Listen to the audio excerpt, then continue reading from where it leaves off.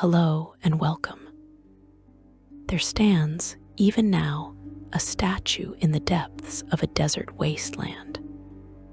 It depicts a man at the moment of his greatest triumph and most absolute failure, forever frozen with his arms raised toward the heavens, his face captured in an expression between ecstasy and horror.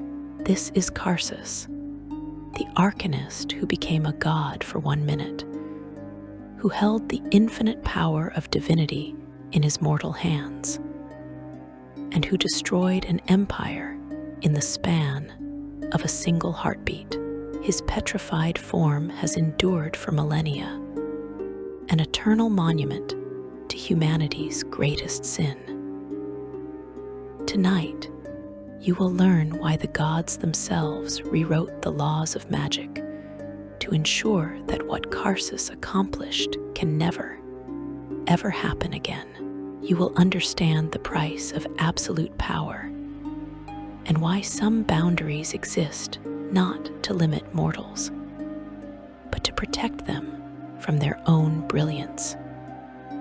You must travel back through the centuries to understand what was lost. The world you know, with its careful limitations and divine restrictions, is a pale shadow of what once existed. Before the fall, before the tragedy, there was an age of wonder that modern scholars can barely comprehend. You need to see Mystryl not as ruins beneath desert sand, but as it truly was in those golden centuries before ambition consumed everything. Picture the narrow sea, that body of water nestled in what would become the high ice and the endless Anauroch. The year is negative 400 Dale reckoning, though you would never call it that in this age. The Netherese measure time by their own calendar, and by their reckoning, this is the 35th century of their empire's existence. Here, along fertile shores blessed by temperate climate and abundant resources, humanity has achieved something unprecedented in the history of Phaerimm. They have taken magic, that raw force that permeates reality, and bent it to their will in ways that would make modern archmages weep with envy. The Netherese empire sprawls across these lands, but you must understand that this is no ordinary kingdom. These are not simple villages and castles clinging to the earth like every other realm you have known. The Netherese have transcended such mundane concerns. They have done what every civilization dreams of and none achieve. They have conquered gravity itself. You lift your eyes to the sky and see cities floating among the clouds. Not one or two, but dozens of them, each a marvel that defies every natural law. These are the enclaves, massive earth moats torn from the ground and suspended thousands of feet above the world through devices called mythalers. These magical artifacts channel such powerful and complex energies that they operate continuously, eternally, without fail. Each enclave is home to thousands of Netherese citizens, and each represents a concentration of magical power that modern nations cannot hope to match. The largest of these floating cities houses over 20,000 souls. You watch as arcanists casually fly between the enclaves on enchanted carpets and conjured platforms, as if traversing vast distances through open air is no more remarkable than walking down a cobblestone street. The air itself thrums with magical energy, visible to those with the gift as shimmering currents of pure arcane force weaving between the floating islands. Below the enclaves, on the surface of Phaerimm, the low Netherese live in cities and towns that would be the envy of any other nation. They are not lesser beings, despite what some floating aristocrats might claim. These surface dwellers have their own powerful magic users, their own wonders. But you cannot deny the hierarchy that has emerged. The truly powerful, the arcanists who have mastered magic beyond mortal comprehension, they ascend to the enclaves. They leave the earth behind. The magic here is not the careful, limited craft you know from later ages. Netherese arcanists do not petition gods for divine intervention or negotiate with otherworldly patrons. They command reality itself. You witness spells of the 10th circle and beyond, magic so potent that the very fabric of existence bends to accommodate it. These wizard lords create demiplanes as casually as you might build a shed. They extend their lifespans for centuries. They reshape landscapes with individual castings. The source of this incredible power lies in what the Netherese call the Nether Scrolls. These ancient artifacts contain magical knowledge that predates humanity itself, written by the Creator races in ages so distant that even the elves consider them ancient history. The scrolls reveal secrets of magic that allow the Netherese to push beyond every boundary to achieve what should be impossible. Through the knowledge contained in these golden scrolls, they have learned to manipulate the weave, the fundamental structure of magic itself, with unprecedented precision and power. You walk the streets of an enclave and see children levitating toys for amusement. Apprentices barely into their teens conjure elemental servants to perform household chores. The weakest arcanist in a floating city possesses power that would make them a court wizard in any surface kingdom. This is normal here. This is everyday life in the Netherese Empire at its height. The enclaves themselves are works of art beyond compare. You see crystalline towers that catch and refract sunlight into rainbows that dance across marble plazas.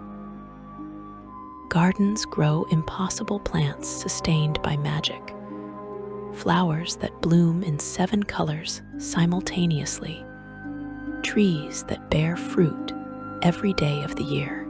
Fountains flow upward, their water defying gravity to create intricate aerial sculptures before recycling back to their basins. The very architecture seems alive, shifting and responding to the needs and desires of its inhabitants. The society that has emerged in these floating paradises reflects the absolute confidence of a people who have transcended mortal limitations. The arcanists who rule the enclaves have become something more than human through their mastery of magic.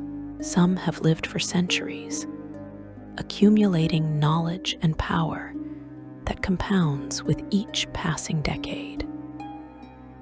They consider themselves the inheritors of the Creator race's legacy, the rightful masters of magical knowledge. Yet you must understand that this is not a static empire, frozen in comfortable superiority. The Netherese continue to push boundaries, to explore new frontiers of magical possibility. Their artificers create items of permanent enchantment that would be legendary artifacts in later ages. But here, they are merely expensive commodities. Their enchanters develop new spells monthly, each one expanding the possibilities of what magic can accomplish. Their diviners peer into distant planes and alternate realities, mapping the multiverse itself. The prosperity you witness is almost offensive in its excess. There is no hunger in the enclaves, no disease that cannot be cured with a spell, no physical labor that cannot be delegated to conjured servants or animated constructs. The Netherese arcanists pursue their studies and pleasures with absolute freedom, their every need anticipated and fulfilled by magic. They have achieved a post-scarcity society through sheer arcane dominance. Into this world of wonders, Karsus was born. You need to understand something fundamental about Karsus from the moment of his birth. He is not simply gifted. He is not merely talented. Karsus enters the world with a connection to magic so profound, so intrinsic to his being, that it marks him as something unprecedented, even in an empire of archmages. The records tell us that Karsus cast his first spell at the age of 2 years old. Not read about magic, not showed an aptitude for it, but actually cast a working spell when most children are barely learning to speak in full sentences. His parents, themselves accomplished arcanists, realize quickly that they are raising something beyond their experience. They have given birth to a legend. You watch young Karsus grow, and his development defies every expectation. He does not learn magic through rote memorization and careful practice like other apprentices. He understands it instinctively, grasping principles that take others decades to comprehend after a single explanation. The weave itself seems to respond to him differently, more eagerly, as if reality recognizes something special in this child. By the age of 22, Karsus achieves something that cements his reputation as extraordinary, even by Netherese standards. He creates his own floating enclave, becoming the youngest arcanist to ever accomplish such a feat. This is not merely a demonstration of power. Creating a mythalar and raising an earth mote requires theoretical understanding of magic at the highest levels, the kind of knowledge that normally takes lifetimes to accumulate. Karsus does it before many of his peers have finished their basic magical education. His enclave, which becomes known as Eileaner, attracts radical thinkers and ambitious students. Karsus does not run a traditional academy focused on preserving established knowledge. He encourages experimentation, pushes his students to explore taboo subjects, challenges them to question everything they think they know about magic. This approach produces both brilliant innovations and dangerous research. But Karsus has never been one to let caution constrain possibility. Karsus does not simply memorize and replicate existing magic. He sees patterns that others miss, connections between seemingly unrelated principles. You observe him in his studies, and you realize he approaches magic as a unified field, a single elegant system that can be understood and manipulated through mathematical precision and inspired insight, where other wizards see individual spells as discrete units to be learned. Karsus sees the underlying structures that make all magic possible. His physical appearance reflects his singular nature. Karsus grows tall and lean, his features sharp and intelligent. His eyes carry an intensity that unnerves those who meet his gaze. He seems to look through you, perceiving not just your surface, but the magical energies that define your existence. There is something simultaneously magnetic and unsettling about him, a presence that draws attention while inspiring a vague disquiet. The young arcanist's ambition manifests in everything he does.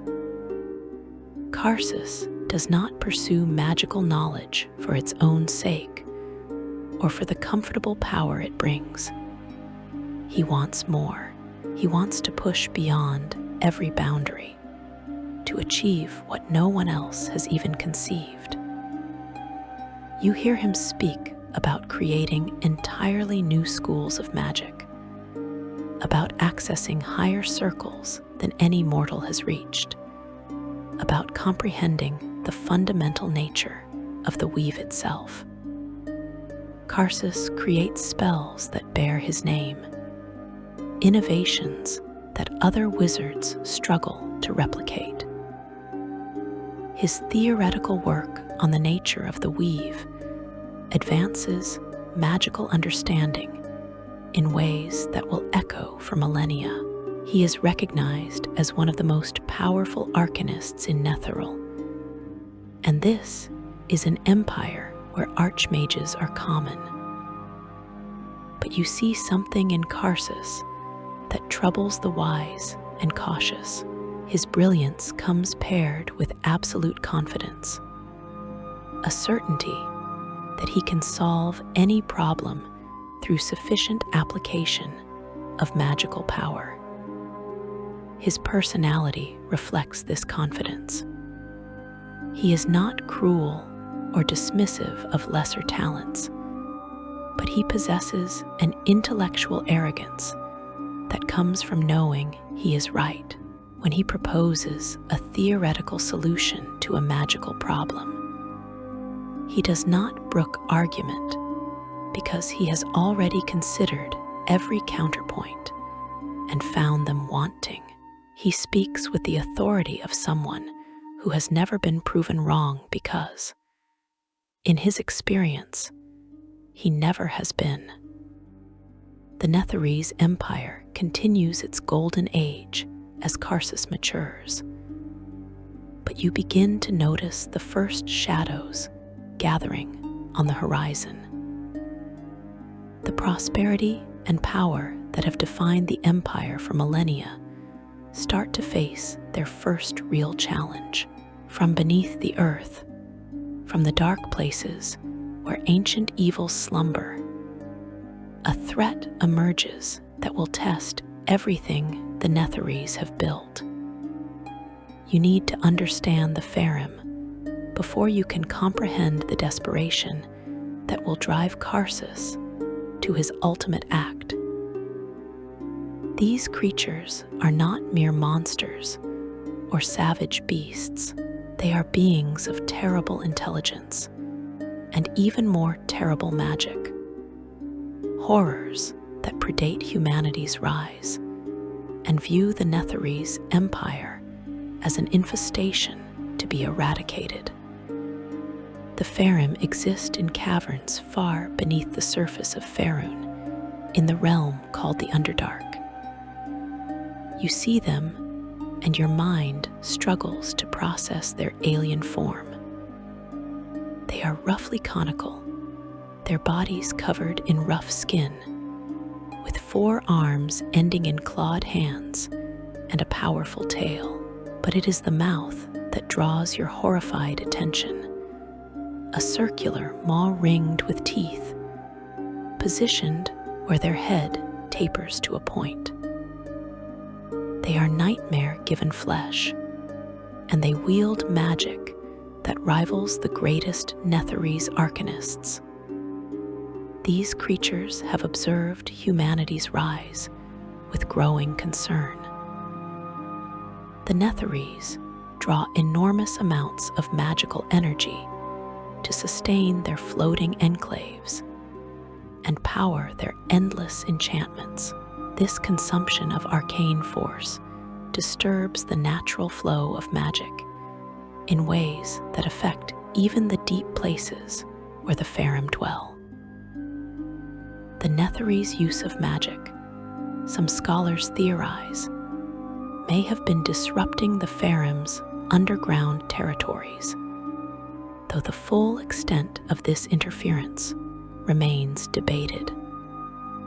Around the year -461 Dale Reckoning, over a century before Karsus's final act, the Phaerimm begin their retaliation.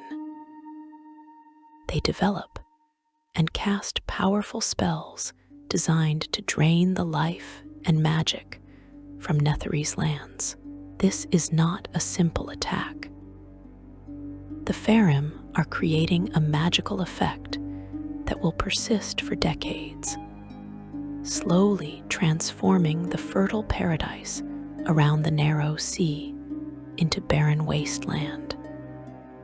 The first effects are subtle. Crops yield slightly less each year. The weather becomes more unpredictable. Magic flows less smoothly through certain regions. But the Netherese initially dismiss these changes as natural fluctuations, nothing that their powerful magic cannot compensate for. They do not yet understand that they are witnessing the opening moves of a war that will destroy their civilization. As the life drain intensifies, the Phaerimm emerge from hidden passages and assault Netherese settlements directly. These attacks come as shocking surprises. The Netherese have grown complacent in their power, unable to conceive of enemies who might match them. They discover, to their horror, that the Phaerimm can. A single Phaerimm can challenge multiple arcanists, and they never attack alone. You watch as the conflict escalates from isolated incidents to open warfare. The Phaerimm prove to be strategic thinkers, targeting not just military installations, but the infrastructure that supports Netherese civilization. They attack the magical constructs that sustain the enclave's elevation. They assault the mythalers, those great artifacts that power the floating cities. They corrupt the carefully maintained enchantments that make life in the enclaves so comfortable and safe. The Netherese respond with the full might of their magical civilization. Armies of arcanists mobilize, supported by legions of conjured creatures and animated constructs. Battles erupt both on the surface and in the Underdark caverns, conflicts where reality itself becomes a weapon. Spells of unprecedented power clash, reshaping landscapes and opening portals to other planes. The very earth trembles with the magical forces being unleashed. But you begin to notice something troubling. The Netherese are not winning. Despite their vast numbers and incredible power, despite centuries of magical advancement and the knowledge of the Nether Scrolls, they cannot gain decisive advantage against the Phaerimm. These creatures from below prove endlessly resourceful, adaptable, and determined. For every Phaerimm slain, others emerge from the depths. For every Netherese victory, the enemy achieves a counterbalancing success. The war drags on for years, then decades. You see the strain beginning to show in the floating enclaves. Resources must be diverted from luxury and learning to military necessity. Arcanists who once pursued abstract theoretical research now focus on developing battle magic. The carefree confidence that defined Netherese society gives way to growing concern, then worry, then fear. The Phaerimm's life-drained spells continue their work year after year. The land around the narrow sea, once verdant and productive, begins to die. Plants wither, soil turns to dust. The climate shifts as magical regulation fails. Some smaller enclaves fall when their mythalars are damaged or destroyed, their populations plunging to their deaths as tons of earth and stone crash back to the surface. Each loss is a trauma that shakes Netherese society to its core. You hear the debates in the halls of power, the desperate discussions about how to end this war. Traditional military solutions are not working. The Phaerimm are too powerful, too numerous, too deeply entrenched in the Underdark to be defeated through conventional means. Some propose retreat, abandoning the surface territories and fleeing to other regions. Others argue for escalation, for the development of even more powerful magic to overwhelm the enemy. It is in this context of growing desperation that Karsus begins to consider solutions that others would dismiss as impossible. In the year -345 Dale Reckoning, a prophet named Arthendal, the Terrazier, appears before Karsus with a warning. He tells Karsus that the goddess of magic, Mystryl, will soon face her greatest challenge, and that this will forever affect the Netherese perception of magic. The meaning of this prophecy is unclear, but based on what we know of Karsus's actions afterward, we can assume it reinforced his belief that extraordinary measures were necessary. Karsus has been developing a spell for years, a working so ambitious that even he has kept it largely secret. Now, facing what he perceives as the imminent collapse of his civilization, he commits fully to completing this ultimate magical achievement. You see the wheels turning in his brilliant mind, connections forming between disparate principles, a theory taking shape that will change everything. The stage is set. The pieces are in place. An empire that has endured for over 3,000 years faces an existential threat it cannot overcome through conventional means. A genius of unprecedented ability believes he has found the answer. The gods watch from their distant realms, unaware of what is coming. And you stand at the threshold of the most catastrophic moment in mortal history, about to witness the minute that will last forever. Section 2. The Phaerimm War and Karsus's Ambition. The war grinds on, and you watch as the initial confidence of the Netherese military gives way to something darker. The floating enclaves, once symbols of eternal dominance, become fortresses under siege. The Phaerimm have learned to strike at the very heart of Netherese power, and their attacks grow bolder with each passing season. More troubling still, the life-drain magic they cast decades ago continues its inexorable work, slowly transforming the land into an inhospitable wasteland. You stand in the War Council chambers of one of the great enclaves, listening to reports that grow increasingly desperate.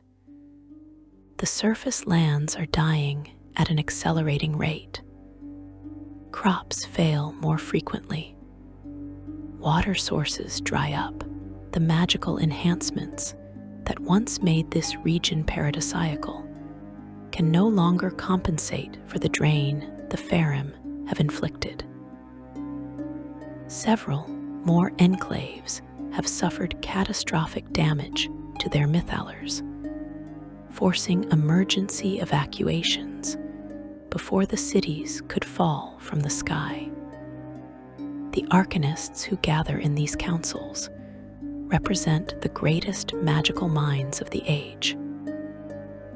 These are individuals who have mastered spells that modern wizards cannot even comprehend, who have lived for centuries, accumulating power and knowledge. Yet you see fear in their eyes. You hear uncertainty in their voices. The Phaerimm are not defeating them through superior numbers or brute force. They are matching the Netherese spell for spell, tactic for tactic, innovation for innovation. Each new magical weapon the Netherese develop, the Phaerimm counter within months. When Netherese battle mages create spells designed specifically to harm the alien physiology of their enemies, the Phaerimm respond with protective enchantments that render those spells useless. When the Netherese attempt to seal the passages from the Underdark, the Phaerimm tunnel new routes or teleport past the barriers. The war has become a stalemate, and in a stalemate, the Netherese empire is slowly bleeding to death. The psychological impact on Netherese society cannot be overstated. These are people who have known only success, only advancement, only the certainty that magic can solve any problem. The concept of an insurmountable challenge is alien to their worldview. Yet here they stand, facing exactly that. The greatest magical civilization in human history cannot defeat these creatures from below, and that realization shakes the foundations of everything they believe. You observe the changes rippling through the enclaves. Resources once devoted to art and scholarship now flow to military research. Young arcanists who dreamed of pushing the boundaries of theoretical magic find themselves conscripted into battle units. The carefree atmosphere of the floating cities gives way to tension and worry. Parents keep their children close, fearing that their enclave might be the next to fall. The eternal nature of the enclaves, once taken for granted, now feels fragile and temporary. It is against this backdrop that Karsus emerges not just as a powerful arcanist, but as a figure of hope. While the War Council debates and dithers, unable to find a solution, Karsus continues his magical research with single-minded intensity. He has moved beyond merely powerful magic into realms that even other Netherese masters find difficult to comprehend. His enclave, Eilinur, becomes a center for the most radical magical experimentation in the Empire. By this point in his life, Karsus has achieved recognition as the most powerful arcanist alive. He has created numerous spells that bear his name, innovations that push the boundaries of what magic can accomplish. But his greatest work remains hidden, developed in secret, with only his most trusted collaborators aware of its true nature. You need to understand what this spell represents. Karsus is not merely creating powerful magic. He is attempting to rewrite the fundamental rules of reality itself. The spell Karsus has conceived is unlike anything attempted before in the history of magic. He calls it Karsus's avatar, and sources debate whether it should be classified as an 11th or 12th circle working. Regardless of the exact classification, the spell operates at a level beyond what even the most powerful mortal wizards normally access. The working is designed to do something that should be impossible, to reach across the barriers between mortal and divine and seize the essence of a god. Karsus has studied the nature of divinity extensively. He understands that gods are not simply powerful beings existing in distant realms. They are entities whose consciousness and power are woven into the fundamental structure of reality. Each deity holds a portfolio, a sphere of influence that defines their divine nature. The goddess Mystryl holds the portfolio of magic itself, maintaining the weave that allows mortal spellcasters to access arcane power. Through his research, Karsus has identified what he believes is a critical vulnerability. Mystryl does not create magical energy. She regulates it. She maintains the weave, the organized structure through which mortal casters access magical power. Her divine essence is tied directly to the weave itself, woven through it, inseparable from it. This connection, Karsus theorizes, makes her uniquely vulnerable to magical assault. She cannot defend against magic without interfering with the weave, and such interference would disrupt the very thing she exists to protect. The spell Karsus has created exploits this vulnerability perfectly. Karsus's avatar would reach through the weave to touch Mystryl's divine essence, using the goddess's own connection to magic as the pathway for the attack. The working would seize her divinity and channel it into the caster, transferring her portfolio and her power to a mortal consciousness. In theory, the caster would become the new god of magic, wielding divine authority over the weave itself. With such power, Karsus believes he could end the Phaerimm threat permanently. He could cut off the creature's access to magic while maintaining it for the Netherese. He could reverse the life drain that is killing the land. He could create permanent barriers that would seal the Phaerimm in the Underdark forever. He could save his civilization and ensure that Nethril would never face such an existential threat again. You watch as Karsus presents his plan to select members of the War Council. He does not reveal the full details of the spell, but he explains his reasoning clearly. The Netherese cannot win this war through conventional means. They have tried for over a century and gained no decisive advantage. If they continue on their current path, the empire will slowly collapse as resources run out and the land dies beneath them. The only solution is to access power on a completely different scale. Power that transcends what any mortal wizard can wield. The reaction from the council is mixed. Some members recoil immediately, declaring that what Karsus proposes is impossible and blasphemous. Others listen with desperate interest, drawn by the promise of salvation, even if the method seems extreme.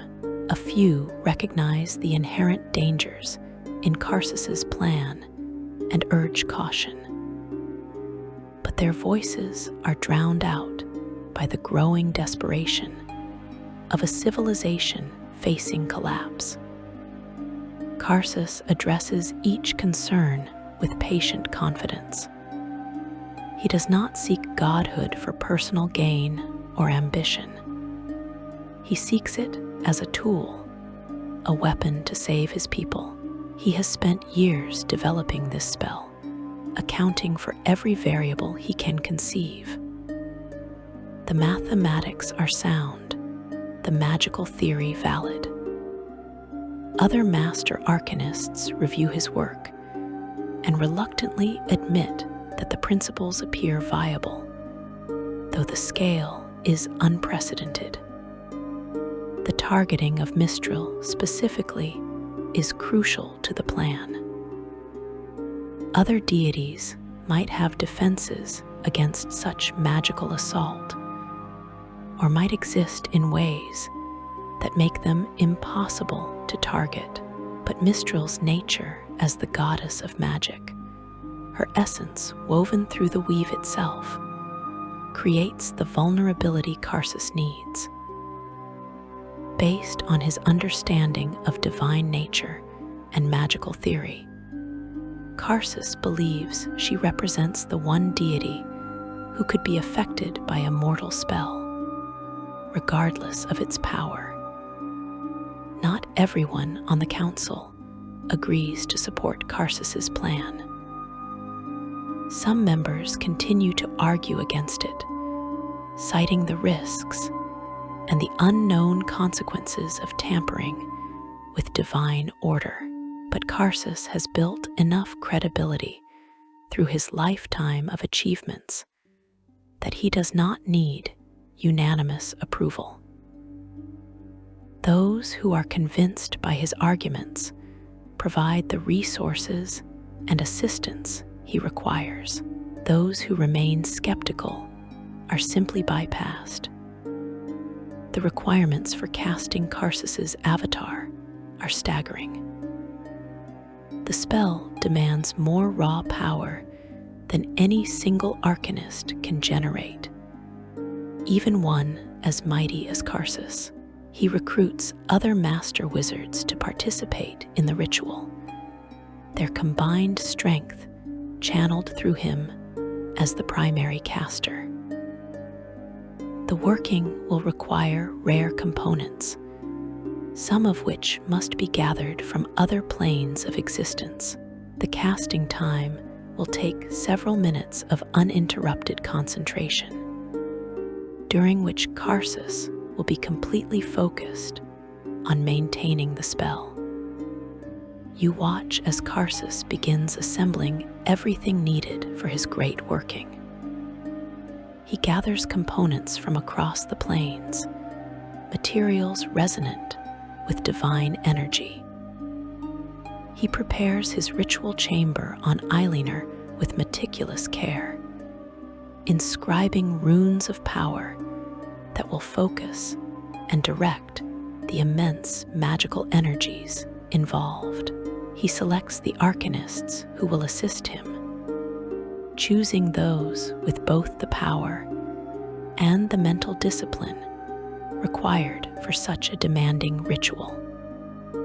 The date is chosen based on astrological calculations and magical theory. The first day of Nidal in the year 3520 by Netheri's reckoning, which corresponds to negative 339 Dale reckoning. On this date, the barriers between mortal and divine will be at their thinnest, the alignment of planes optimal for the kind of transplanar working Karsus intends. Everything must be perfect. There will be no second chance. As the chosen date approaches, you see Karsus consumed by final preparations. He reviews every aspect of the spell obsessively, checking and rechecking his calculations. He runs through the ritual with his assistants, ensuring everyone understands their role perfectly. He has spent years working toward this moment, and he will not allow any detail to be overlooked. Yet you notice something that Karsus does not see.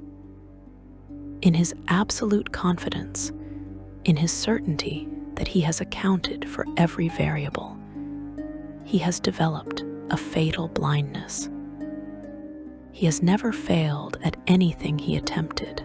Every magical working he has undertaken has succeeded beyond expectation. Every theoretical principle he has proposed has proven correct. This history of success has convinced him that he is infallible, that his genius cannot be mistaken.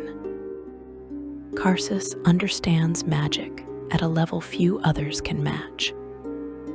He has mastered the theoretical principles that govern the weave. He has developed spells that push the boundaries of what reality can sustain. But there is a dimension to his plan that he has not fully grasped. He sees Mystryl as a powerful entity controlling a portfolio, an administrator managing a complex system. He believes that by taking her place, he will gain control of that system. What Karsus does not understand is the true nature of divine consciousness. A god is not simply a very powerful mortal with expanded awareness. The divine mind operates on levels that mortal consciousness was never designed to access.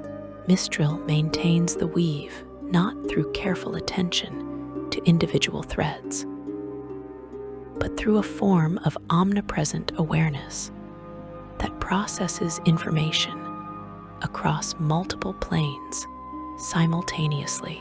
She balances magical flows, prevents dangerous buildups, smooths disruptions, all while maintaining awareness of every spell being cast across Phaerimm. This is not work that can be learned or practiced. It requires a fundamental nature that only divine beings possess. Karsus, for all his brilliance, remains mortal in his consciousness. His mind, powerful as it has become, was not structured for divine perception. This discrepancy between his understanding and the reality he is about to face will prove catastrophic. The other participating arcanists share Karsus's confidence. They have seen him accomplish the impossible too many times to doubt him now. When he says the spell will work, they believe him. When he promises that he will save Netheril, they trust him. The very reputation he has built through legitimate achievement now works against caution, suppressing the doubts that might otherwise have prevented catastrophe. Some Netherese do attempt to dissuade Karsus from his course. The prophet Arthandal the Terrazier, who warned Karsus years earlier about Mystryl facing her greatest challenge, tries again to make him understand the danger, but Karsus interprets the prophecy as confirmation of his plan rather than warning against it. He believes he is the challenge Mystryl will face, and he intends to succeed where the prophecy might suggest he should fail. A few arcanists who understand the theoretical principles involved try to argue that mortal consciousness cannot sustain divine awareness. They warn that even if the spell works as designed, even if Karsus successfully seizes Mystryl's divinity, he may lack the fundamental nature required to perform her role. But Karsus dismisses these concerns.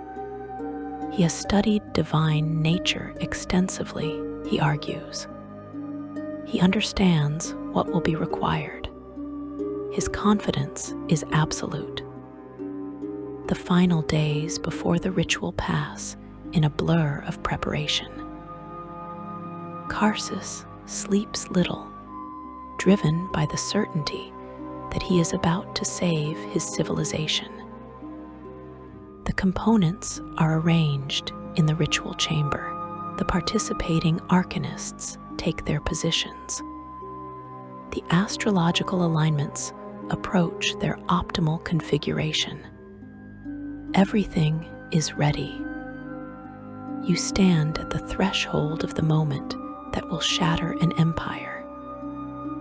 Tomorrow, on the first day of Nightle, Karsus will speak the words of his spell and reach for divinity. He will succeed beyond his wildest expectations and fail beyond his darkest fears. The weave itself will break, and magic will die for the first time in history.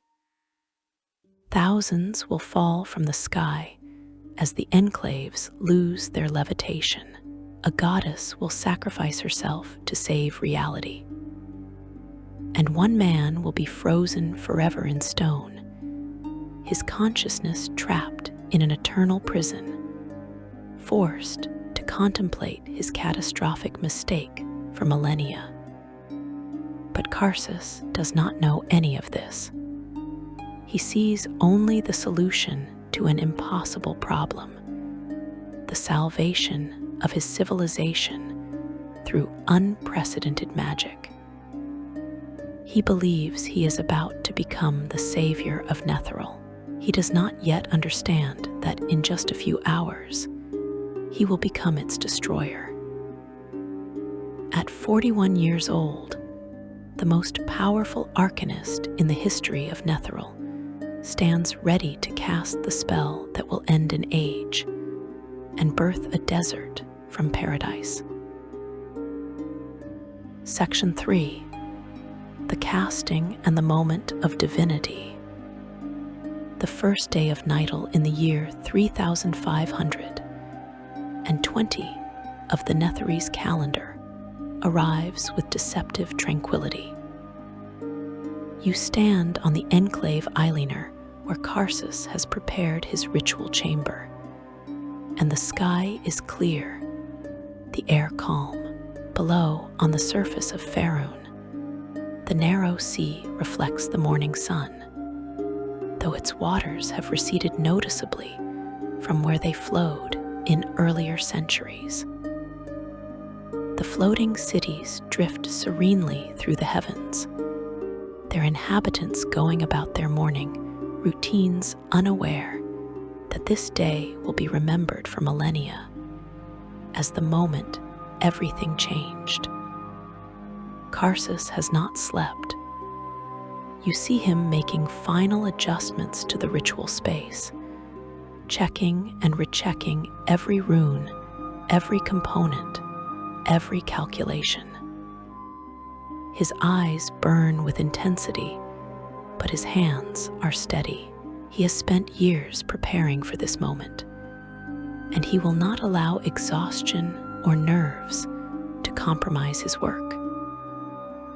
The other arcanists who will participate in the ritual arrive in the hours before the casting, each one a master of magic in their own right, each one about to play a supporting role in the most ambitious spell ever attempted.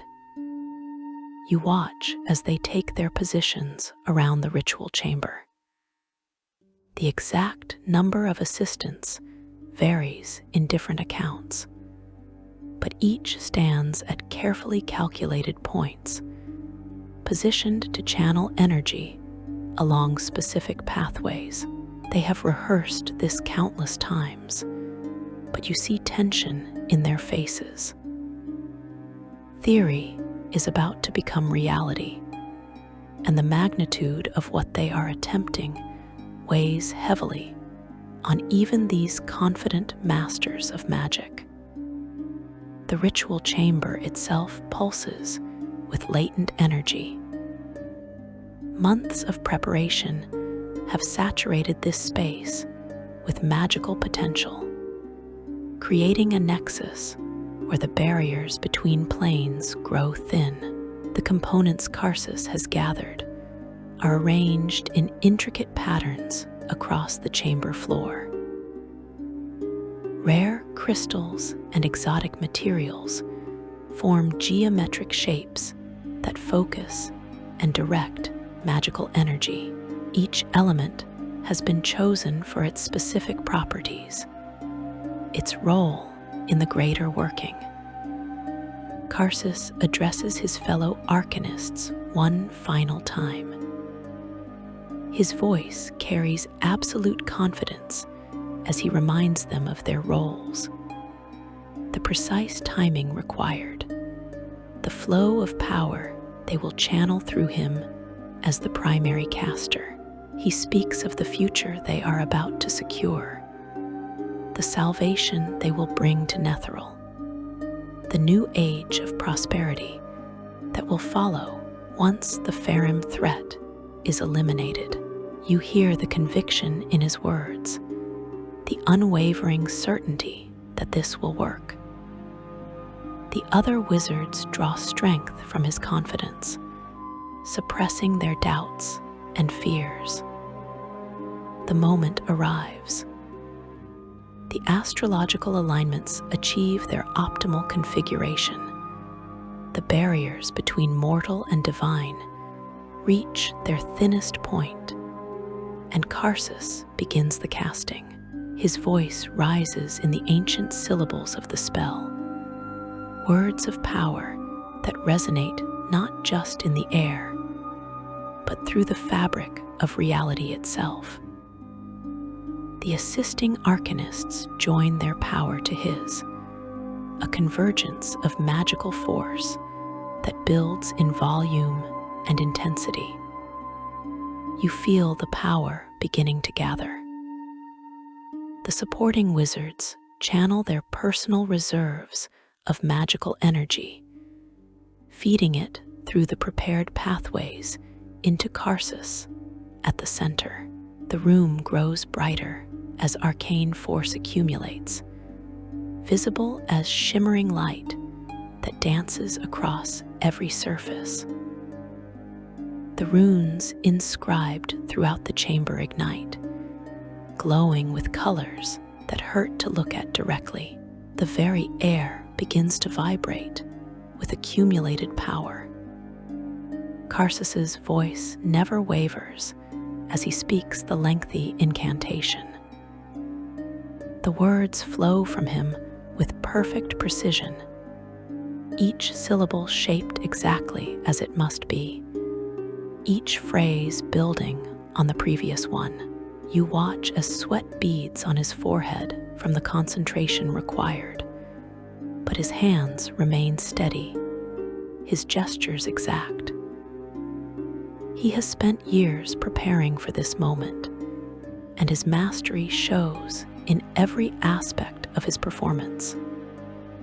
The spell builds toward its climax, and you feel the barriers between planes beginning to thin.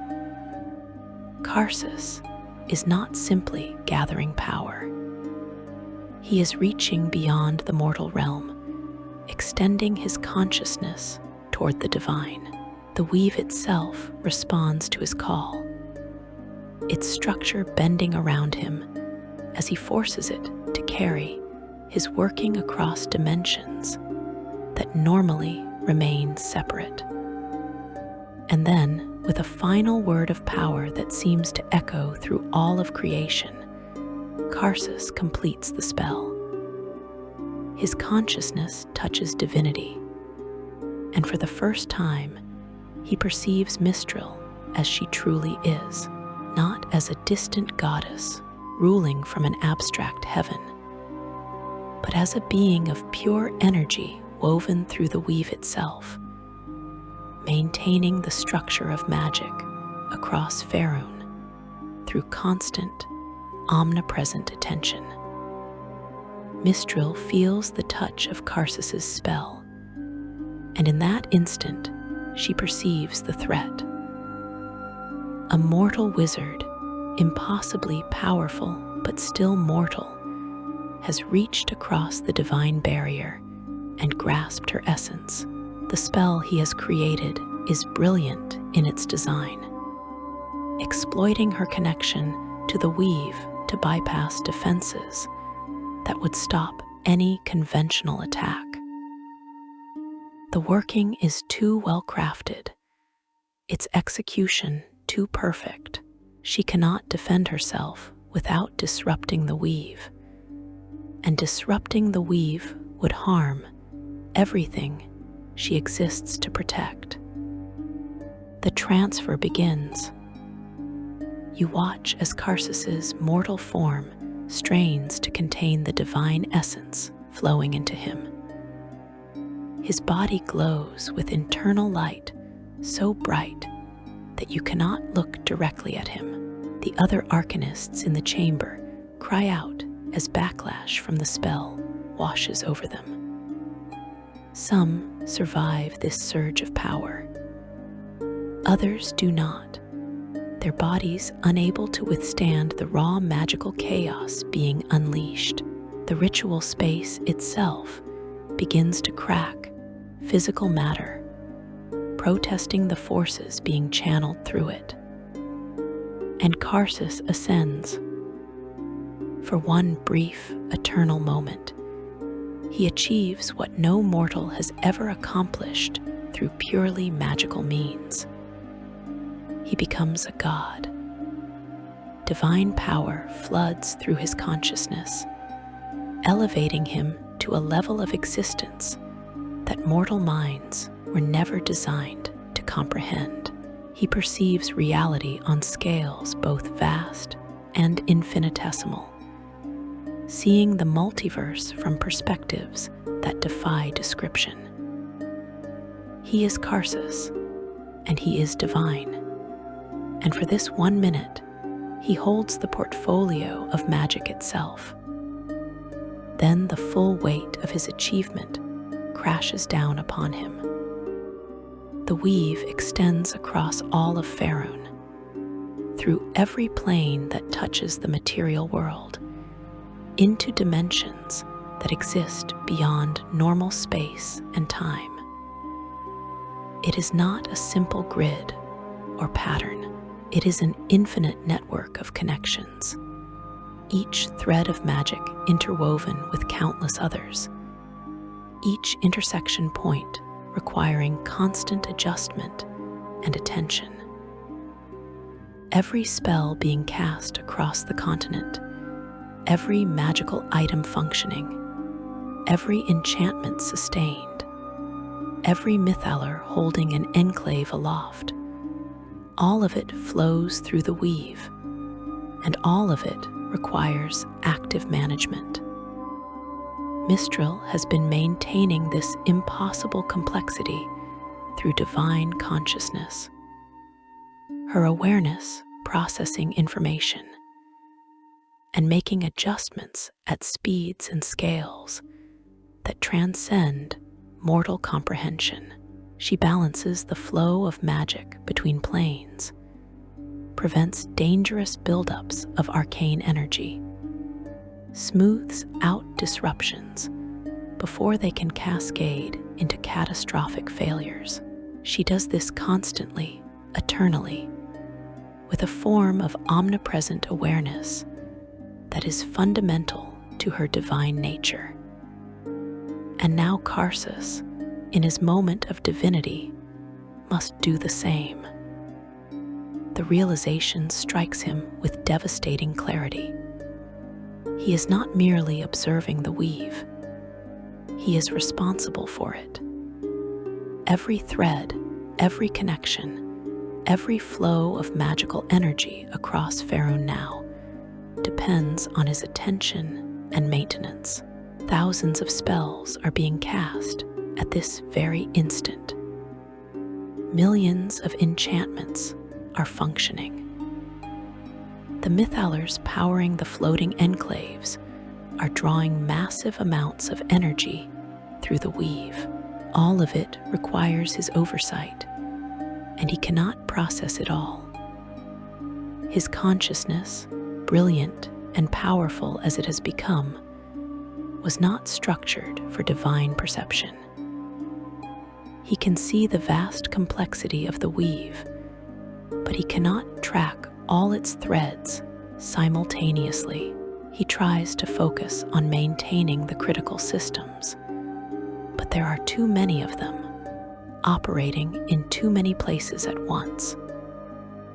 He attempts to make adjustments the way Mystryl did, but he lacks the instinctive understanding that came from her divine nature. The weave begins to destabilize.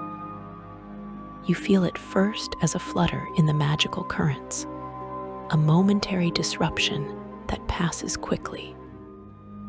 Then another flutter, longer this time. Then a cascade of disruptions as threads of the weave slip from Karsus's inexperienced control. He is trying desperately to maintain stability, his consciousness working at speeds that would destroy a normal mind. But it is not enough. He is one mortal, however elevated, trying to do the work of a goddess, and he is failing. In his moment of terrible clarity, Karsus understands the magnitude of his mistake. He did not fail to become a god. He succeeded. He is a god with all the power that entails. But godhood alone is not sufficient. He lacks the divine nature, the fundamental structure of consciousness that would allow him to perform Mystryl's role. He is a mortal mind attempting to operate divine machinery, and his failure is killing the weave. Across Phaerimm, magic begins to fail. Spells fizzle in mid-casting as the weave frays beneath them. Enchanted items flicker and die as their connections to magical energy sever. Protective wards collapse. Conjured creatures vanish. The carefully maintained flow of arcane force that has sustained civilization for millennia stutters and breaks. And in Nethril, the Mythalers holding the enclaves aloft lose their connection to the weave. You feel Eileener lurch as its levitation fails. For a heart-stopping moment, the entire enclave hangs suspended by momentum alone. Then gravity reasserts itself, and the city begins to fall, not quickly at first, not the immediate plunge that would kill everyone instantly, but but a sickening acceleration as tons of earth and stone surrender to forces that magic can no longer counter. Across the sky, other enclaves suffer the same fate. You see them, those proud floating cities that had defied gravity for centuries, beginning their final descent. Dozens of enclaves fall simultaneously, their mythalors rendered useless by the breaking of the weave. The people inside these cities scream in terror as their world literally falls out from under them. There is no time to cast spells that might save them. There is no magic to cast. The weave is broken, and they are falling. In the ritual chamber, Karsus perceives what is happening and comprehends the full scope of his catastrophe. He is killing his own people. His attempt to save Netheril is destroying it. The divine power he sought as a weapon has become an instrument of genocide. He desperately tries to restore the weave, to repair the damage his presence is causing. But his mortal mind cannot grasp the complexity required. He is drowning in information, overwhelmed by responsibilities that exceed his capacity. And then Mystryl, reduced to a fragment of consciousness within what was once her divinity, makes her choice. She cannot fight Karsus for control. The spell he created was too perfect, binding him too thoroughly to what was her portfolio. She cannot resume her role while he occupies it. But she can do one thing. She perceives that the weave is collapsing, that if this continues, magic itself will die permanently across all of Phaerimm. The damage will spread beyond repair, creating a dead zone where the fundamental forces of reality have been so badly broken that they can never be restored. To prevent this absolute catastrophe, Mystryl performs her final act. She sacrifices herself completely, severing her own connection to existence to break the bond that Karsus's spell created. In dying, she releases the divine energy back into the cosmos, allowing it to coalesce and reform. A new goddess will be born from her sacrifice, one who will implement safeguards to ensure this can never happen again. But that reformation will take time, and during that time, the weave will remain broken.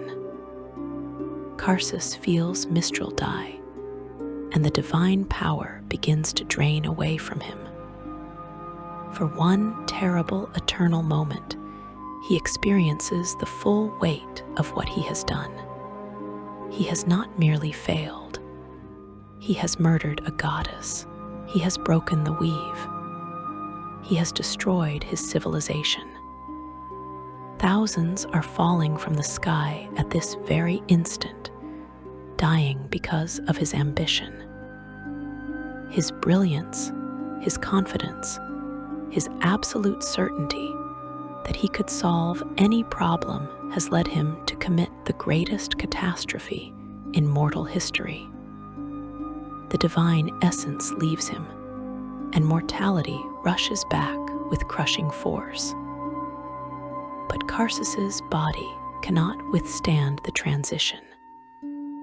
The magical energies he channeled, the divine forces he briefly commanded, have transformed him at a fundamental level.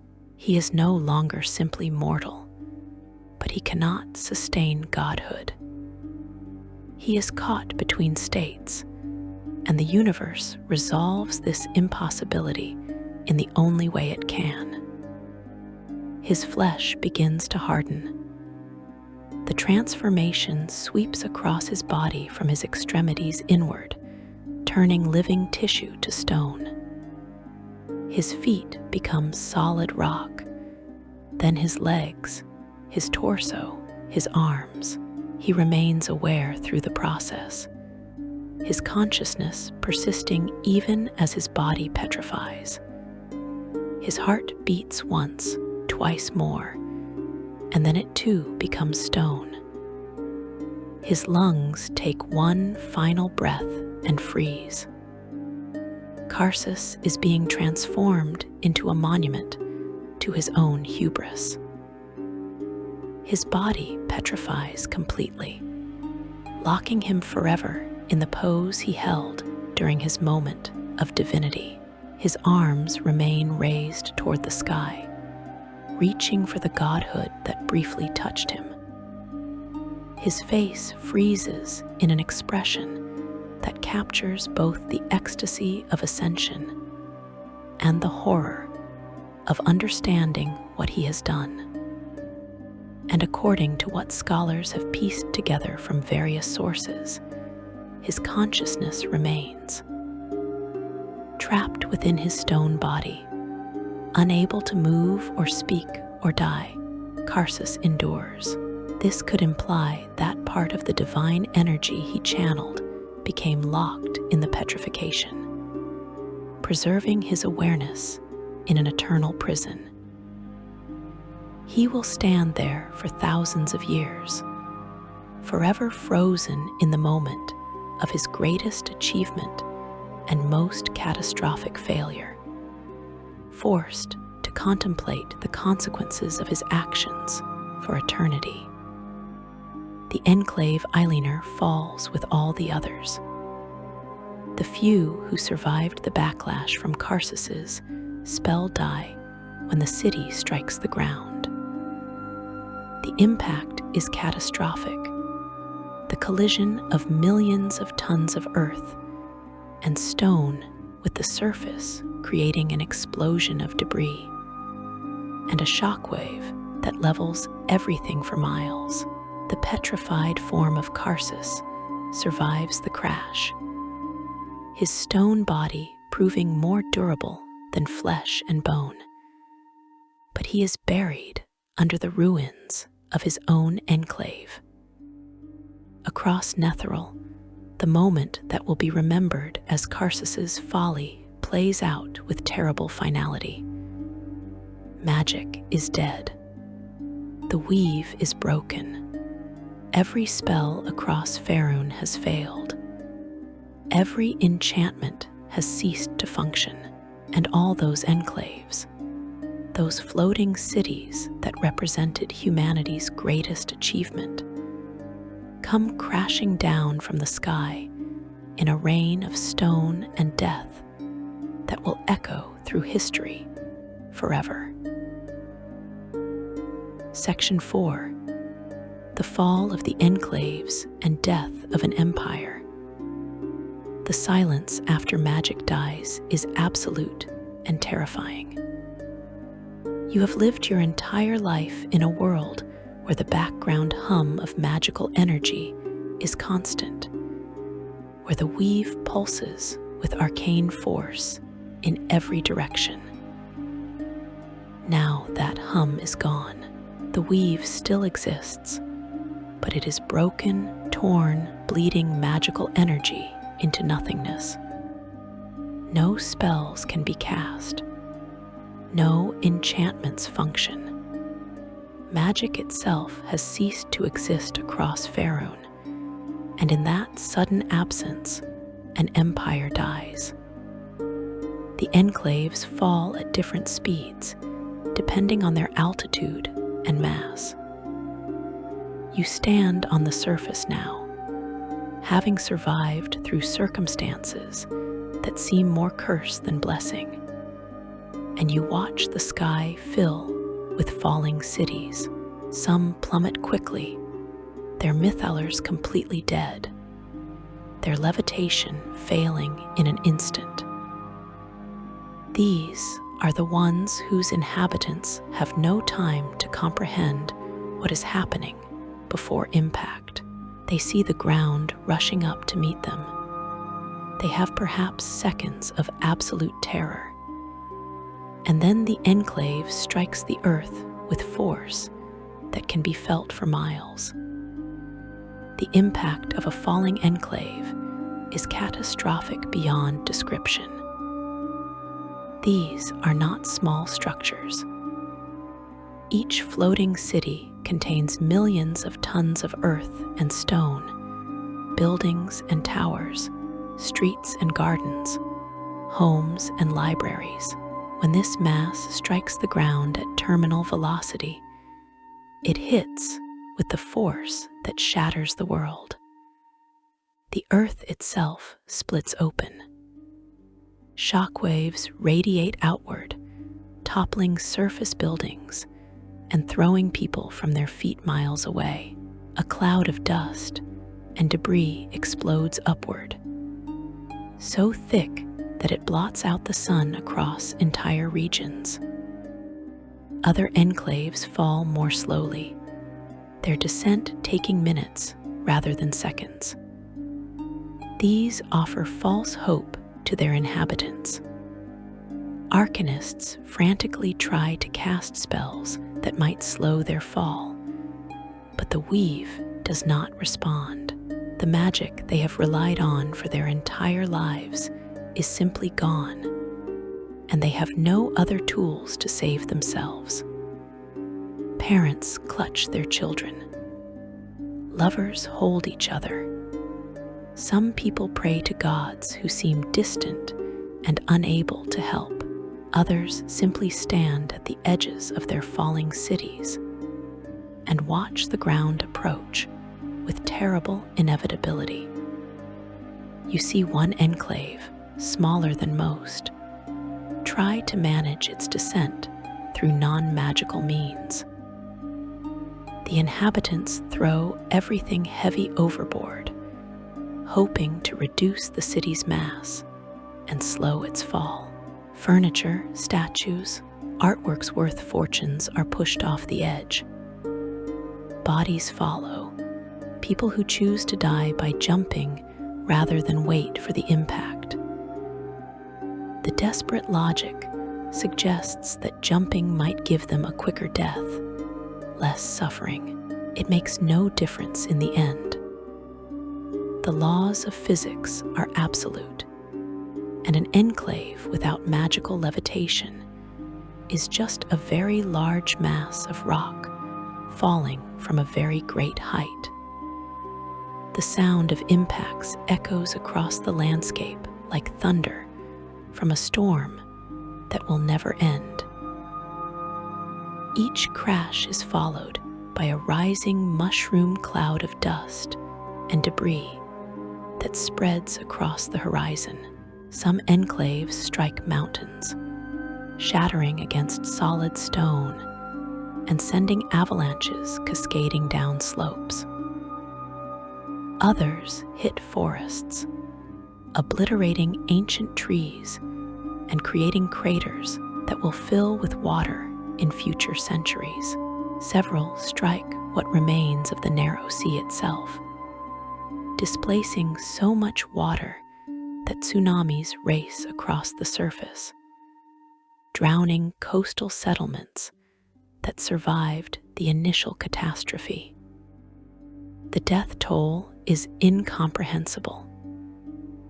Historical sources suggest that most of the Netherese population died on this single day, though exact numbers will never be known.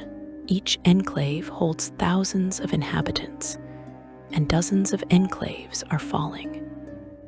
10,000 dead, 20,000, 50,000, more. The aristocracy of Netheril, the arcanists who believed themselves masters of reality, die alongside their servants and families. Power and knowledge offer no protection when magic itself has failed. But the tragedy extends beyond the floating cities. On the surface, the low Netherese face their own catastrophe. Their cities and towns were built with magical enhancements, wards, and enchantments woven into structures to strengthen them. When the weave breaks, these protections fail. Buildings collapse as their structural enchantments cease to function. Bridges fall as the magic binding them together vanishes. Dams burst, releasing floods that sweep away entire settlements downstream. The creatures and constructs that served the Netherese vanish or go berserk. Summoned elementals simply cease to exist, snapping back to their native planes when the magic sustaining them fails. Animated constructs, their animating force gone, become lifeless statues or piles of components. But bound creatures, those physically present rather than magically summoned, do not disappear. They simply lose the enchantments that controlled them. Dragons that served as mounts turn on their former masters. Demons bound into service break free and rampage through populated areas. The chaos compounds tragedy upon tragedy. Eileaner, Karsus's own enclave, falls like all the others. The city strikes the ground at a location that will one day be deep within the Anauroch desert. The impact buries the petrified form of Karsus under tons of rubble, hiding him from the world that he destroyed. There he will remain for centuries, conscious but immobile, trapped in stone, forced to contemplate his catastrophic mistake, while the empire he sought to save dies around him. The weave remains broken for what scholars estimate to be several minutes, though to those experiencing the catastrophe it feels like hours. In the divine realms, the entity that was Mystryl is being reborn. Her sacrifice has released the divine energy of the magic portfolio back into the cosmos, where it coalesces and reforms. A new goddess is taking shape, one who will bear the name Mystra, and who will carry memories of what Karsus did. But this process takes time, and while it occurs, the mortal world suffers without magic. When the weave finally begins to function again, it comes back slowly and erratically. Some regions regain magical access before others, the restoration spreading outward from multiple points in an uneven pattern. Some spells work, while others remain impossible. The survivors who can still cast magic discover that it behaves strangely, unpredictably. The careful precision that Netherese arcanists relied on is gone. Magic has become wild and dangerous, and it will take time for the new goddess to fully stabilize the weave. The first priority for survivors is simple survival. Those with access to restored magic use it to search for other living people, to provide healing for the injured, to create food and water for the displaced. But the number of survivors with significant magical ability is a tiny fraction of what it was. Most of the great arcanists were in the enclaves when they fell. The institutional knowledge of centuries is gone, buried under ruins, or lost when those who carried it died. You join a group of survivors attempting to organize a coherent response. They gather at what was once a prosperous surface city, now partially collapsed and burning in several districts. The leadership structure has evaporated along with most of the government officials who lived in enclaves. Those who remain must improvise, making decisions based on immediate needs rather than any planned disaster response. Water becomes the first critical issue.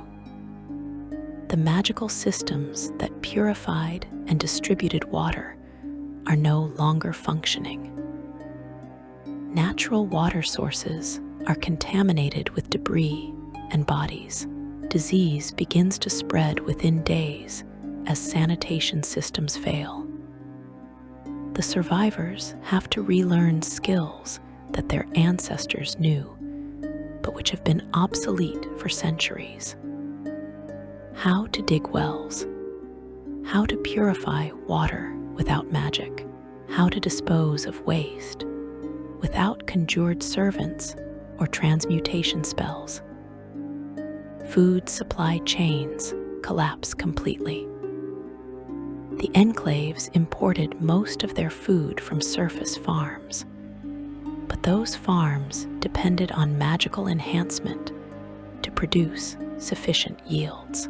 Without magic, or with only unreliable access to it, crop production drops catastrophically. Storage facilities lose their preservation enchantments, and food begins to spoil. Starvation becomes a real threat for the first time in living memory. Survivors must quickly adapt to hunting and gathering, to preserving food through smoking and salting rather than magic, to rationing what little they have. The psychological trauma is as devastating as the physical losses. These survivors have lost everything: their homes, their families, their entire way of life. They lived in what was arguably the most sophisticated civilization in human history, and now they find themselves reduced to struggling for basic survival. Many cannot cope with this transition. You see people simply give up, sitting down amid the ruins and refusing to move, waiting for death. Others descend into madness, their minds broken by trauma beyond their capacity to process. But some adapt. These are the ones who will become the founders of what comes after. They organize the able-bodied survivors into work groups.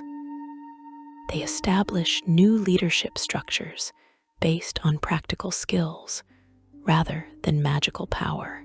They begin the grim task of recovering what can be salvaged from the ruins and building new shelters for the displaced. They are creating the foundations of survival from the ashes of empire, though none of them yet understand how profoundly their world has changed. The Phaerimm, the enemy that Karsus sought to defeat, are conspicuously absent during this immediate aftermath. Based on what scholars have pieced together, the breaking of the weave affected them as well. Cutting off their access to the magic they relied on just as completely as it did for the Netherese. This could imply they retreated deeper into the Underdark, focused on their own survival rather than pressing their advantage. This accidental reprieve gives the Netherese survivors time to stabilize, though the war itself is far from over. As days pass and the new Mystryl completes her ascension, the weave begins to stabilize properly. Magic returns, but it is not the same magic that existed before Karsus's folly. Mystryl has learned from Mystryl's death. She implements new restrictions, divine laws woven into the fundamental structure of the weave itself. No mortal may cast spells above the 9th circle. The 10th, 11th, and 12th circles of magic that Karsus and his contemporaries wielded are now forbidden territory, sealed away behind barriers that cannot be breached. The survivors discover these restrictions as they attempt to rebuild. Spells that once functioned normally now fail at the casting. Magical research that explores the highest circles hits absolute walls. Some arcanists rage against these limitations, viewing them as divine tyranny. Others understand them as necessary safeguards, protection against future catastrophes. The debate will continue for generations, but the restrictions remain absolute and unchanging. As weeks turn to months, the true scale of the environmental damage becomes apparent. The impacts of the falling enclaves have disrupted weather patterns across the region. The dust thrown into the atmosphere by dozens of simultaneous impacts has lowered temperatures significantly. The carefully maintained climate of the narrow sea area begins to collapse without magical regulation. Plants that thrived in the enhanced conditions start to die. Animals migrate away from the transformed landscape, seeking more hospitable regions. The Phaerimm's life drain spells, which had been working on the land for over a century, continue their effect even now. Without Netheri's countermagic to slow the process, the draining accelerates. The land is dying at an increasing rate, transforming from fertile paradise into hostile wasteland. The survivors watch helplessly as their homeland becomes uninhabitable around them. The narrow sea itself begins a process of shrinkage that will continue for centuries. Without magical weather control to maintain precipitation patterns, evaporation exceeds water input. The sea's shoreline retreats year by year. The surrounding lands, deprived of the moisture that once sustained them, dry out progressively. Soil blows away in dust storms. Plants die. The transformation into desert has begun, and no power remains that can stop or reverse it. Exodus becomes the only option for those who can travel. Survivors begin moving away from the devastated core of what was Netheril. They head east toward what will become the lands of Asram. They move west and south into regions less affected by the catastrophe. They carry with them what magical knowledge remains, what artifacts they could salvage, what memories of their former glory they still possess. These refugees will found new settlements and new civilizations, but none will ever match the power and sophistication of what was lost. Not all can leave. The injured, the elderly, those too traumatized to move remain in the ruins. Small communities persist, eking out survival from the wreckage.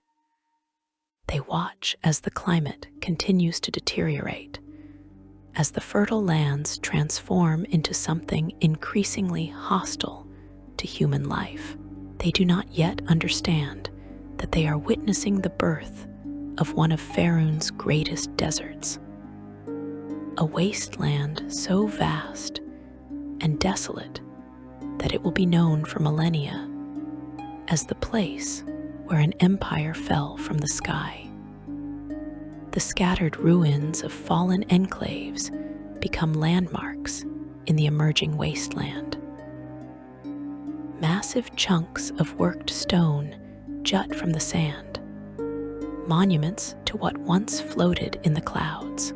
Some survivors try to establish communities near these ruins, using the salvaged materials to build new structures. But the advancing desert makes long-term habitation increasingly difficult. Year by year, the habitable zone shrinks as the sands advance and the land dies. The Netherese empire is dead. The floating enclaves are ruins. The sophisticated civilization that once controlled magic with unprecedented skill has been reduced to scattered refugees and traumatized survivors trying to remember what was lost, while learning to survive in a world that has become fundamentally hostile to their existence. Section 5. Legacy, Consequences, and Eternal Warning. The goddess who emerges from Mystryl's sacrifice is fundamentally different from her predecessor. Mystra, as she takes her new name, carries the memories of what Karsus did and the absolute determination that it will never happen again. Her first acts upon achieving full divine consciousness reshape the nature of magic across Phaerimm in ways that will endure for millennia. You witness the moment when the new restrictions solidify, when the weave itself is rewritten according to divine law designed to prevent another catastrophe. The most significant change is absolute and irrevocable. No mortal may cast spells above the 9th circle. The 10th, 11th, and 12th circles of magic that Karsus and his contemporaries wielded are now forbidden territory, sealed away behind barriers woven into the fundamental structure of the weave itself. This is not a suggestion or a guideline. It is a cosmic law that cannot be overcome through cleverness, power, or determination. The very fabric of magic refuses to respond to mortal attempts to access these highest levels of arcane force. You watch as surviving Netherese arcanists discover these restrictions in the months following the catastrophe.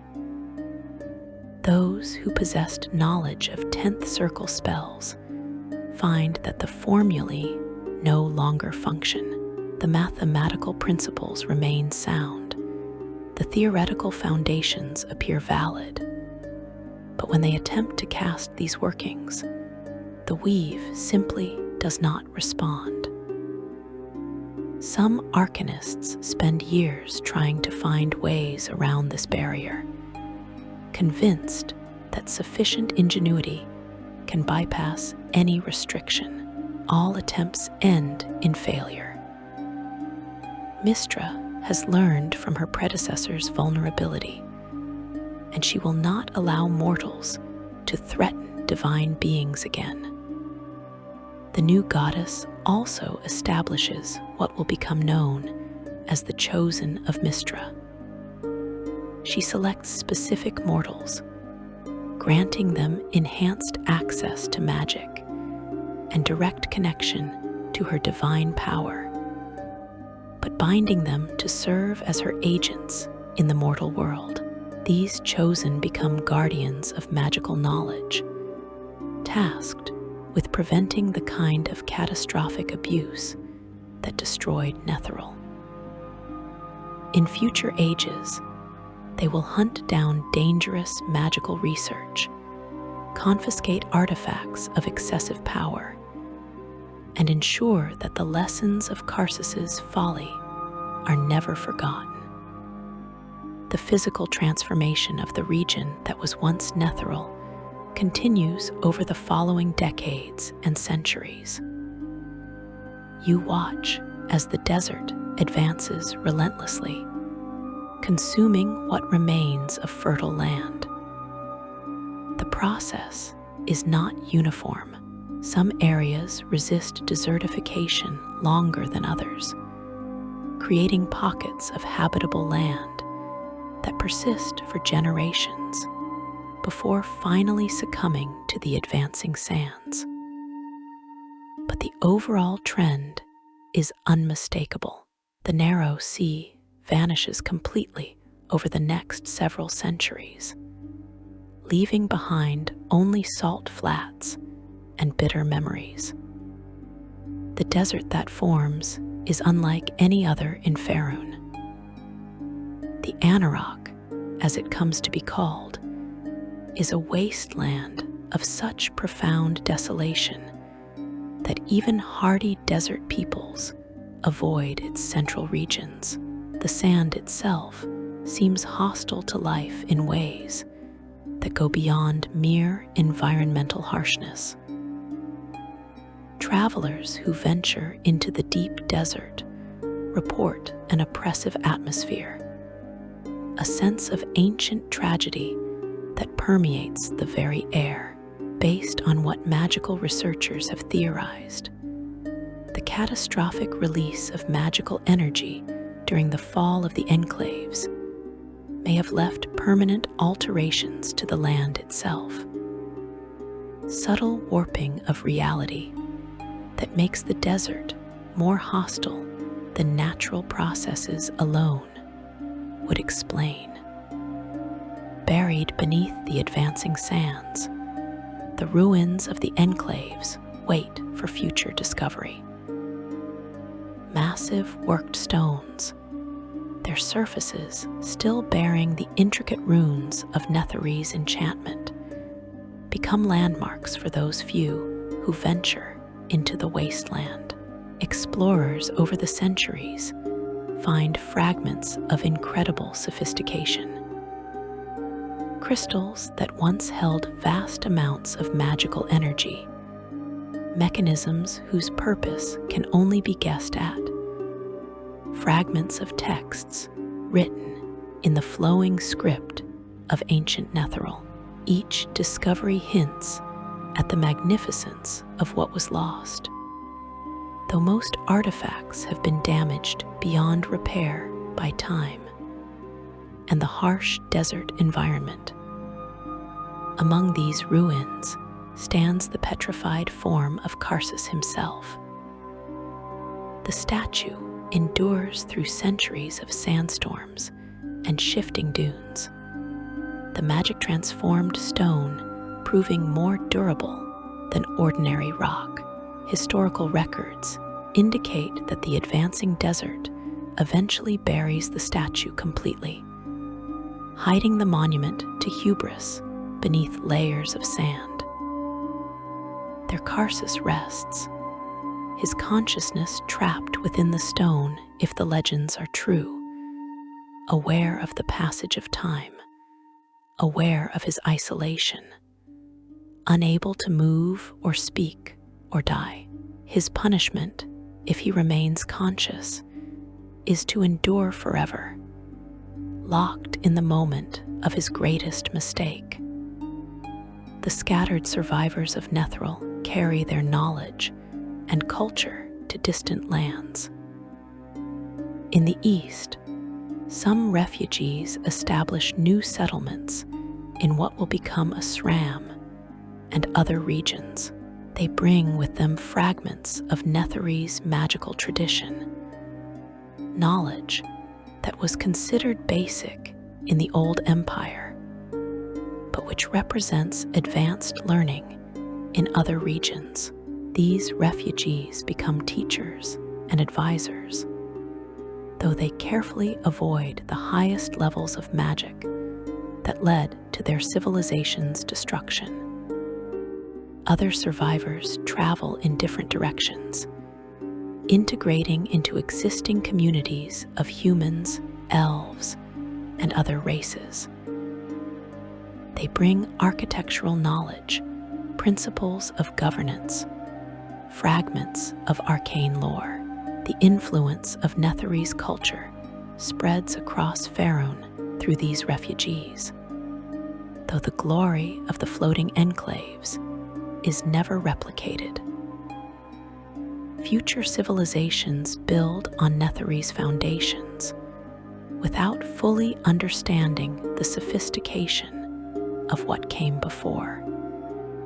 The story of Karsus's folly becomes one of the most widely known cautionary tales across Phaerimm. Bards sing of the Arcanist who became a god for 1 minute and destroyed an empire. Scholars write treatises analyzing what went wrong, using Karsus as the ultimate example of hubris and overreach. Parents tell their children about the man who thought he knew better than the gods and paid for his arrogance with his civilization.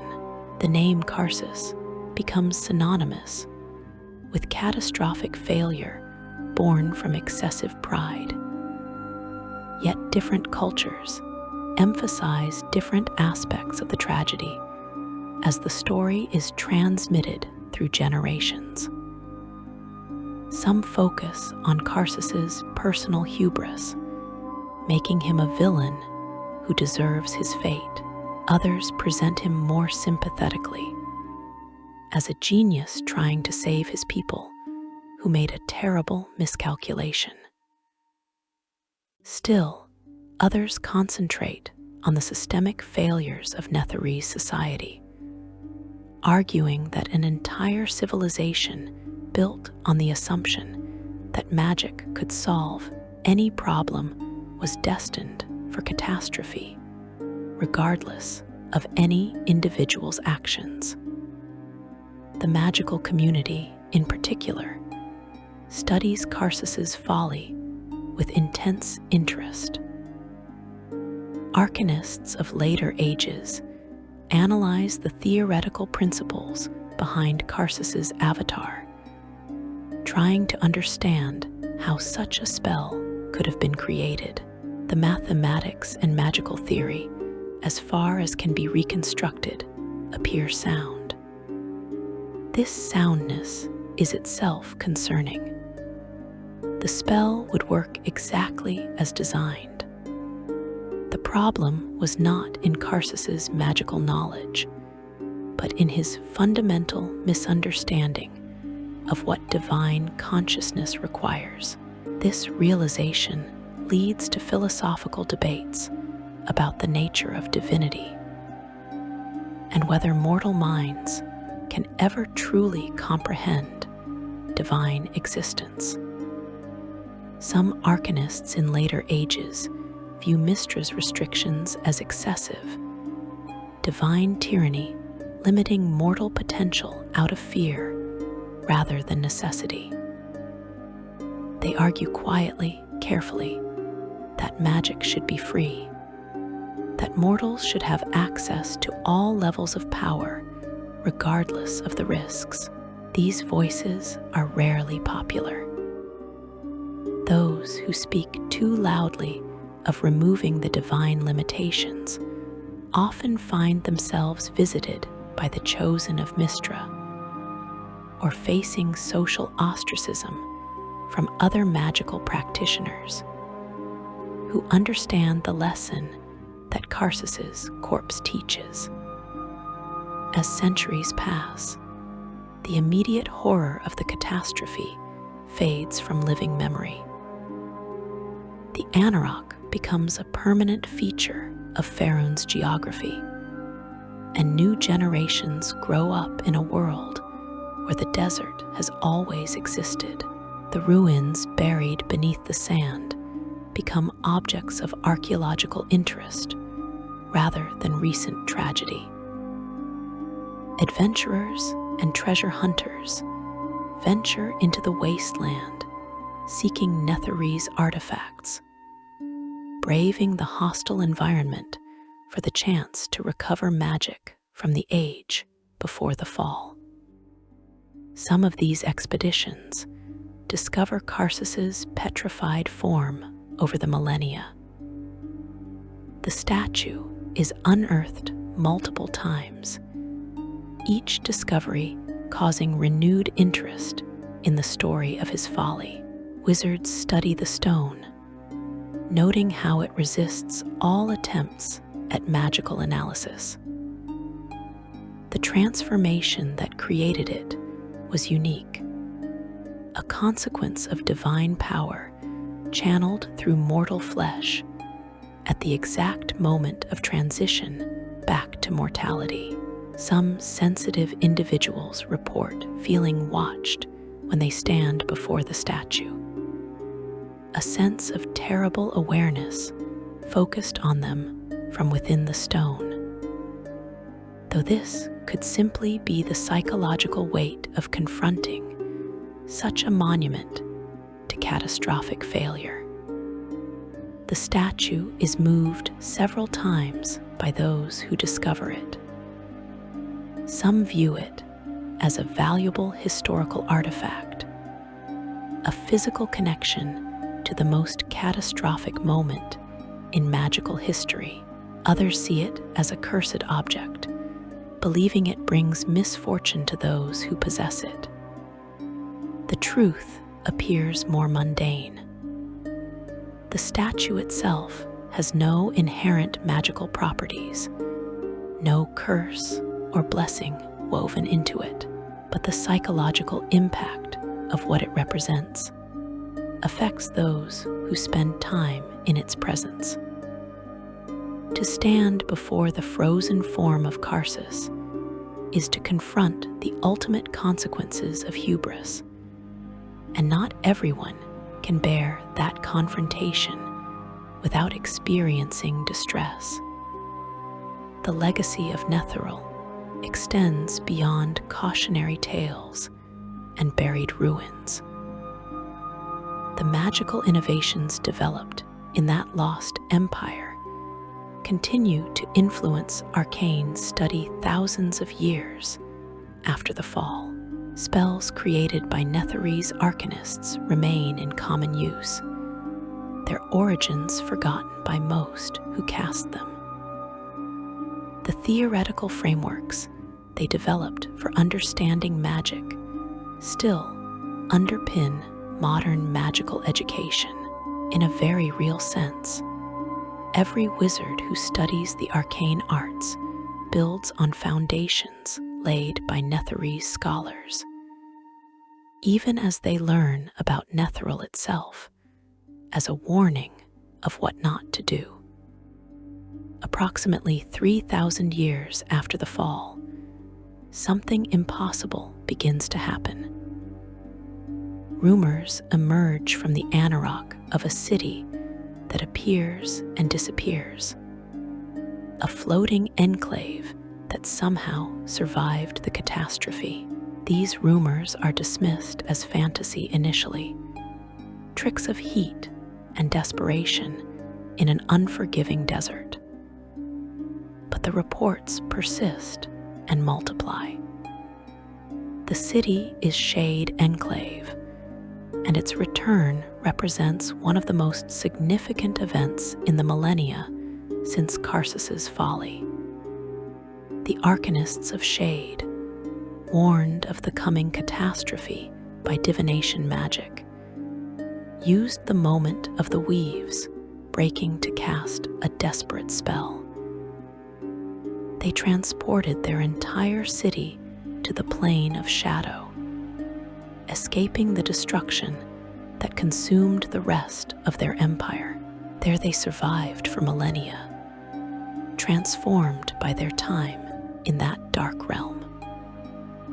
When they finally returned to the material plane around the year 1372 Dale Reckoning, they are no longer entirely human.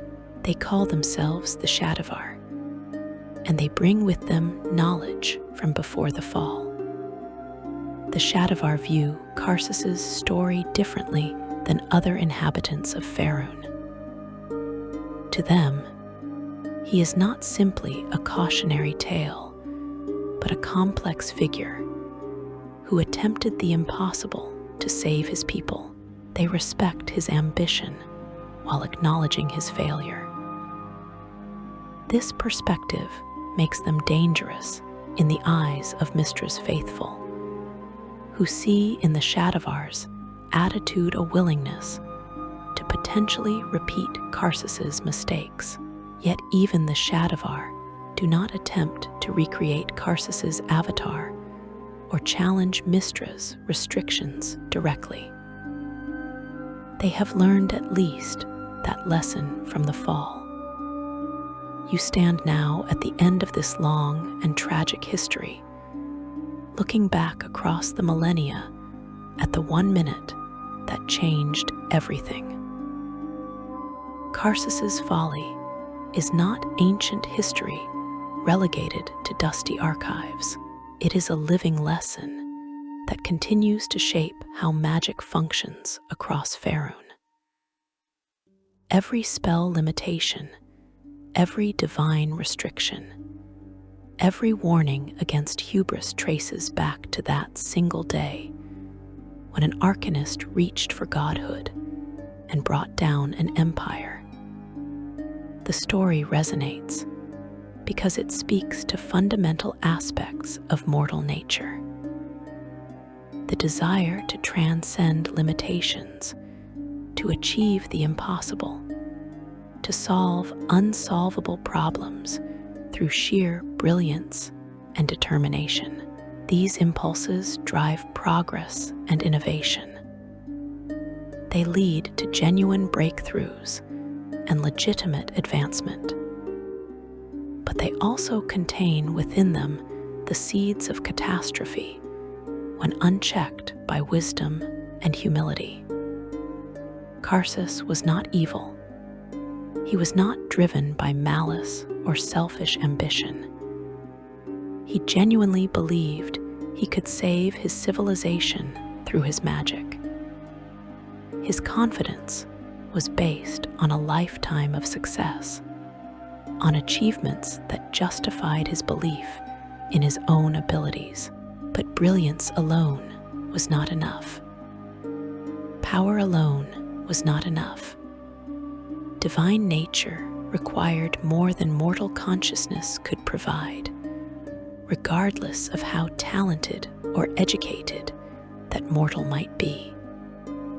The lesson is not that mortals should never strive for greatness or push boundaries.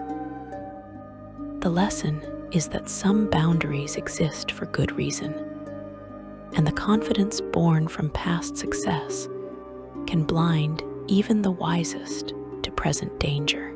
Karsus's tragedy was not that he attempted the impossible, but that he succeeded at it without understanding what success would demand of him.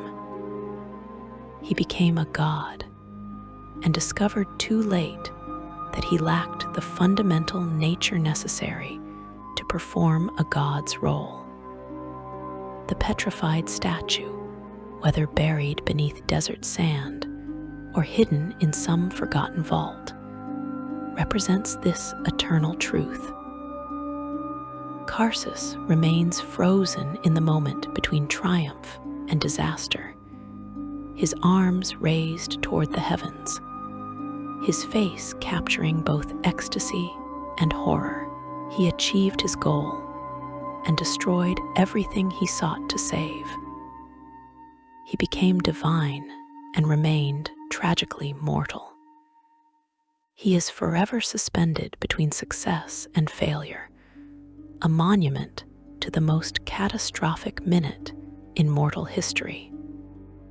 The story of Karsus's folly will endure as long as mortals practice magic and gods maintain the cosmos.